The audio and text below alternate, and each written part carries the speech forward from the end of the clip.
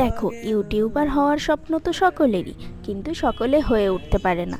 এই দেখো, আমাকেই দেখো না, আমি খুলেছি একটা ভ্লগিং চ্যানেল, কিন্তু আমি কী নিয়ে ভিডিও করব, কী তোমাদের সাথে শেয়ার করব, কী শেয়ার করলে তোমাদের ভালো লাগবে, তোমরা আমার ভিডিও দেখতে ভালোবাসবে, সেটাই না বোঝা আমি। কেন বলো তো, ভ্লগিং চ্যানেলটাই বেছে নিয়েছি কারণ যেহেতু বিয়ে হয়ে গেছে আর সেরকমভাবে কোথাও বেরোনোও হয় না, তাই ঘরের যাবতীয় কাজই তোমাদের সাথে শেয়ার করব বলে আমি ভ্লগিং চ্যানেলটাই বেছে নিয়েছিলাম। হাই এভরিওয়ান, আমি মল্লিকা। কেমন আছো তোমরা সবাই? আশা করি তোমরা সবাই ভালো আছো, আমিও ভালো আছি। আজকে চলে এলাম আরও একটা নতুন ভিডিও নিয়ে। আজকের ভিডিওটা এটা নিয়েই, আজকে আমি এসেছি হচ্ছে আমার বাবার ঘরটা পরিষ্কার করতে।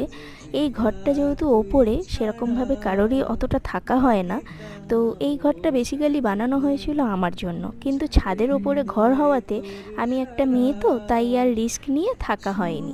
কারণ ছাদের ওপরে সকলেরই একটা চিন্তা থাকে যে মেয়েটা রাতের দিকে একা একা থাকবে, তো সেই কারণে আমার বাবাই এই ঘরটা নিজের মতো করে গুছিয়ে নিয়েছে। এখানে আমার বাবা হচ্ছে নিজের কাজকর্ম করে, সেইভাবে এই ঘরটাতে আসা হয় না।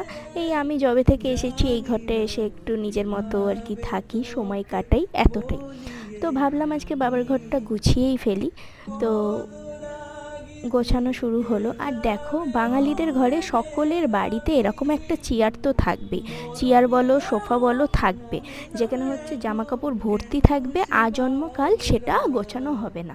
যদিও গোছানো হয়, মানে একদিন ধরো তুমি গুছিয়ে নিলে, পরের দিনই সেটা আবার অগোছালো তৈরি হবে। তোমাদের বাড়িতেও আছে নাকি এরকম?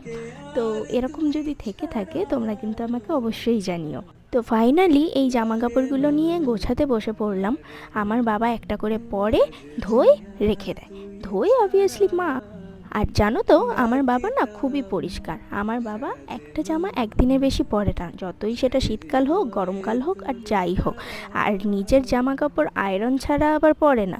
আমি তো সেই কোন জন্মে আয়রন করে জামা পরেছি আমি নিজেও ভুলে গেছি, কিন্তু আমার বাবা কিন্তু সেরকম করে না। যত যাই হোক, আয়রন করতে হবে, নিজেকে ফিটফাটে রাখতে হবে। আর জানো তো, ছোটোবেলা থেকে আমার বাবা একটা কথা সবসময় শিখিয়েছে আমাদেরকে, তুমি ঘরেতে ডাল ভাত খাও আর নুন ভাত খাও, বাইরের লোককে বলার কোনো দরকার নেই। বাইরের লোকের কাছে তুমি সবসময় ফিটফাটে থাকবে, তুমি বেরোবে সুন্দর জামা কাপড় পরে, কখনো বাইরে ছেঁড়া জামা কাপড় পরে বেরোবে না।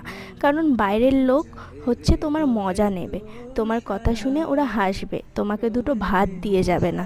তাই নিজের সম্মান নিজের হাতে। আচ্ছা, তোমাদের কার কার আমার ব্লগ ভালো লাগছে তোমরা কিন্তু আমাকে জানিও।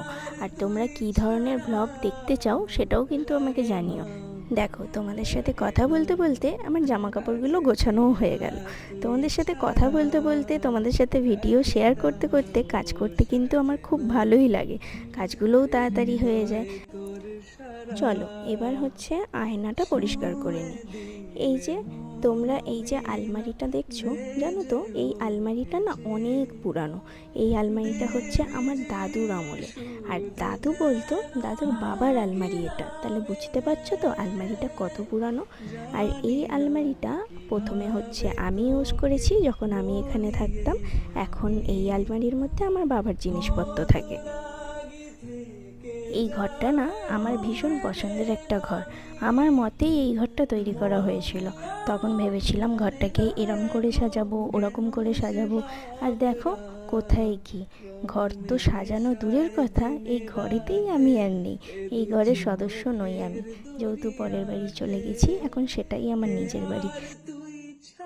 দেখো, বাবার ঘর তো গোছাতে এসেছি, আর এই ঘরে তোমাদেরকে একখানা স্পেশাল জিনিস দেখাবো।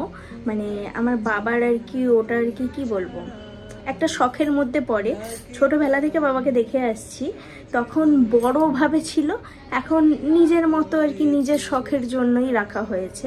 তো জিনিসটা তোমাদেরকে দেখাই, চলো। এই মাছ, আমার বাবা মাছ খুবই পছন্দ করে, মাছকে পোষা, তাদের যত্ন নেওয়া খুবই পছন্দ করে। আগে আমাদের বিজনেস ছিল মাছের, খুবই বড়োভাবে ছিল, এখন আর হয় না সেই সব। তো আমার বাবা নিজের শখের জন্য, আরও মাছ ছিল সব মারা গেছে, নিজের শখের জন্য এরকমভাবে নিজের ঘরে সাজিয়ে রেখেছে।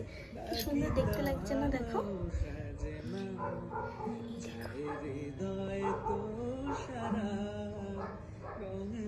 এই ঘরটা না উপরে হওয়াতে প্রচুর ধুলো আসে, যেহেতু একেবারে খোলা ছাদের উপরে ঘরটা, তো এত ধুলো পড়ে দিনেতে 2 থেকে 3 বার যদি ভালো করে ঝাড়ু দেওয়া হয় তবেই ঘরটা ঠিকঠাক পরিষ্কার থাকবে, না হলে তো মনেই হয় না যেন ঘরটা পরিষ্কার করা হয়েছে, এতটা পরিমাণেই আর কি ধুলো হয়ে যায়। তো দেখো, তোমাদের সাথে কথা বলতে বলতে কি সুন্দর আমার কাজগুলো তাড়াতাড়ি করে হয়ে গেল। এই জন্যেই আমার তোমাদেরকে এত ভালো লাগে। আমি তোমাদেরকে যেরকম এতটা ভালোবাসি, তোমাদেরকেও কিন্তু আমাকে সাপোর্ট করতে হবে, ভালোবাসতে হবে। দেখো, ভিডিও সবাই করে, সবাই সবার মতো করে করে, আমিও আমার মতো করে করছি। তো তোমাদের কেমন লাগছে অবশ্যই আমাকে জানিও। কথা বলতে বলতে সব কাজ কমপ্লিট, দেখে নাও আমার ফিনিশিং, আমার বাবার ঘরের ফিনিশিং দেখে নাও। পুরো কাজ গুছিয়ে নিয়েছি একেবারে ঝাড়ু টাড়ু দিয়ে। আর জানো তো এই ঘরটা আমার এত কেন প্রিয়? এই যে এই খোলা জানলাটার জন্য। যখন ঘরটা হচ্ছিল নিজের মতো করে আমি বানাতে বলেছিলাম বাবাকে, আর বাবাও বানিয়েছিল, কিন্তু থাকতে তো পারলাম না।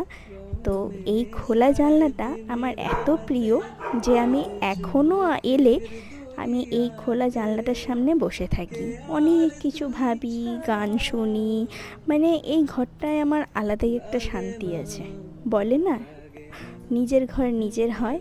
তো যখন আমার শ্বশুর ঘরে গিয়ে আমি আমার ঘর বানাবো, ওই ঘরটা আমি খুব সুন্দর করে সাজাবো। আমি এখন থেকেই ভেবে রেখেছি, এটা তো বাপের ঘরের স্মৃতি, সব মেয়েদেরই থাকে, সব মেয়েদেরই বাপের ঘরে কোথাও না কোথাও আনাচে কানাচে সব জায়গাতে তাদের স্মৃতি লুকিয়ে থাকে।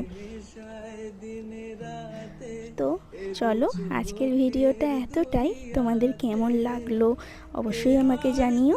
আর হচ্ছে একটা ছোট্ট করে লাইক করে দিও, কমেন্ট করো একটা, আর আমার চ্যানেলটাকে সাবস্ক্রাইব করে আমার পাশে থেকো। সবাই ভালো থেকো, টাটা, বাই বাই।